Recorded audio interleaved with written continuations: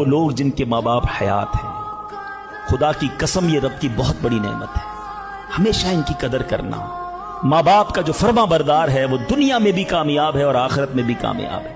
ایک حدیث کا مضمون ہے، جس سے ماں باپ راضی اس سے اس کا رب راضی، جس کے ماں باپ اس سے ناراض اس سے اس کا رب ناراض۔ یاد رکھنا میرے بھائیوں، وہ میرے نوجوانوں جن کے ماں باپ حیات ہیں، ان کی قدر کرو، ان کی دعائیں لو۔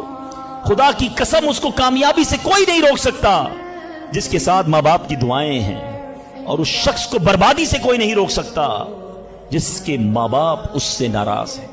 دنیا میں اور بہت سارے گناہ ہیں، ہر گناہ کی سزا، اس کا رزلٹ، اس کا عذاب جو ہے وہ بندے کو مرنے کے بعد پتا چلتا ہے، مگر ماں باپ کی نافرمانی وہ گناہ ہے کہ جس کا عذاب بندے کو دنیا میں دکھایا جاتا ہے۔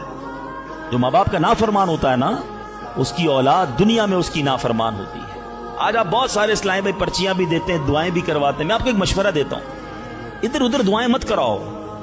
جس کے پاس ماں ہے نا، اپنی ماں کے قدموں میں بیٹھ جاؤ۔ خدا کی قسم ماں دل سے دعا کر دے طوفان ٹل جایا کرتے ہیں۔ بھول گئے آپ کہ جنت میں موسیٰ کا پڑوسی بنا دیا اللہ نے؟ ایک کسائی کو ماں نے دعا دی تھی، اللہ نے موسیٰ کا جنت میں پڑوسی بنا دیا۔ اللہ ہر حال میں دیکھ رہا ہے۔ کاش یہ جملہ میرے اور آپ کے دل پر نقش کر جائے۔ جب حرام کرنے کو جی چاہے، جب گناہ کرنے کو جی چاہے، جب بے حیائی کرنے کو جی چاہے، اے میرے نوجوانوں، نہ کرو اپنی نوجوانی کو برباد ان بے حیائیوں کے کاموں میں۔ یہ اللہ کو ناراض کرنے والا، جہنم میں جانے والا کام ہے۔ حفاظت کرو اپنی، شیطان کے واروں سے بچاؤ اپنے آپ کو۔ اور اس کی بڑی وجہ یہ سوشل میڈیا ہے، یاد رکھیے گا۔ پہلے نگاہ بہکتی ہے، پھر دل بہکتا ہے، پھر شرمگاہ بہکتی ہے۔ شاید بہت سو کو سمجھ نہیں آتا کہ نیچی نگاہوں کی بات کیوں کرتے ہیں۔ آج کے دور میں جہاں ہر طرف بے پردگی ہے، ہم پاکستان کی ساری خواتین کو برقع نہیں پہنا سکتے، مگر اپنی نظروں کو تو نیچا کر سکتے ہیں نا، اپنی نگاہوں کو تو حیا کی چادر اڑا سکتے ہیں۔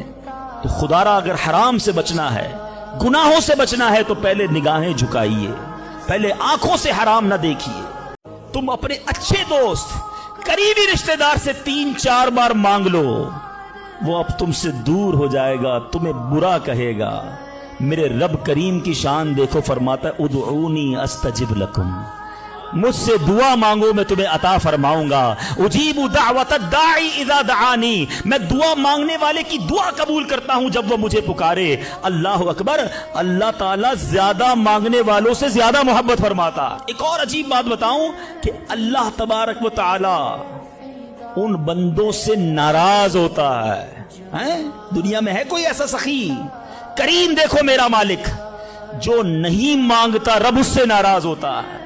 شاعر لکھتے ہیں نا، تو کریم ہی جو ٹھہرا تو کرم کے کیا ٹھکانے، تو کریم ہی جو ٹھہرا تو کرم کے کیا ٹھکانے، تو نوازنے پہ آئے تو نواز دے زمانے۔ میں مانگ رہا ہوں یا اللہ روزی میں برکت دے، وہ نہیں دے رہا۔ میں مانگ رہا ہوں یا اللہ اولاد دے، وہ نہیں دے رہا۔ میں گر گڑا رہا ہوں یا اللہ کرائے کے مکان میں ہوں، اپنا مکان دے دے، وہ نہیں دے رہا۔ اے مولا میں فلاں ملک میں جانا چاہتا ہوں، ویزے لگانا چاہتا ہوں، نہیں مل رہے ویزا۔ ارے کیوں یقین نہیں رکھتے؟ جتنے ادھر بیٹھے ہو میں آپ سے پوچھتا ہوں، کون ہے جو یہ کہتا ہے میری ماں مجھ سے محبت نہیں کرتی؟ ارے ماں تو وہ ہستی ہے جو اپنے سکھ قربان کر کے ہمیں سخی کرتی ہے، اور ساری رات ہمارے لیے جاگنے والی ہماری ماں ہے۔ تو جو ماں تکلیف نہیں دے سکتی، وہ ماؤں سے زیادہ پیار کرنے والا کیسے ہماری دعا قبول نہیں کرے گا؟ یہ یقین رکھ لو، اگر میں مانگ رہا ہوں وہ نہیں دے رہا تو وہی میرے لیے بہتر ہے۔ میرا کام نہیں ہو رہا نا، وہی میرے لیے بہتر ہے۔ جو اولاد کے تمنائی ہیں، نہیں مل رہی اولاد، یقین کر لو کہ میرے لیے اولاد بہتر نہیں۔ پوچھو ان ماں باپ سے جن کے بچے مار کر انہیں گھر سے نکال دیتے ہیں، وہ کہتے ہیں کاش بچہ پیدا ہی نہ ہوتا، بیٹے نے مارا ہے مجھے، بیٹے نے گھر سے نکال دیا۔ ایسی اولاد نہیں دنیا میں؟ ان ماں باپ سے پوچھو، کیا پتا آپ کے مقدر میں ویسی ہی اولاد ہو۔ اور اللہ فرما رہا ہے، اللہ کریم ہے، ہمارے بارے میں اچھا فیصلہ کیا کہ ہمیں اولاد سے محروم رکھا۔ اے میرے بندوں، جب تمہیں ماں باپ پر یقین ہے کہ وہ برا فیصلہ نہیں کرتے، تو اپنے خالق پر یقین کر لو۔ اب اگر یہ سوچ لو گے نا، تو آپ کی لائف بڑی پرسکون ہو جائے گی۔ اب آپ ٹینشن میں نہیں رہیں گے، دعا کریں گے، کام ہو گیا تو بھی اللہ کا شکر، نہیں ہوا تو بھی اللہ کا شکر۔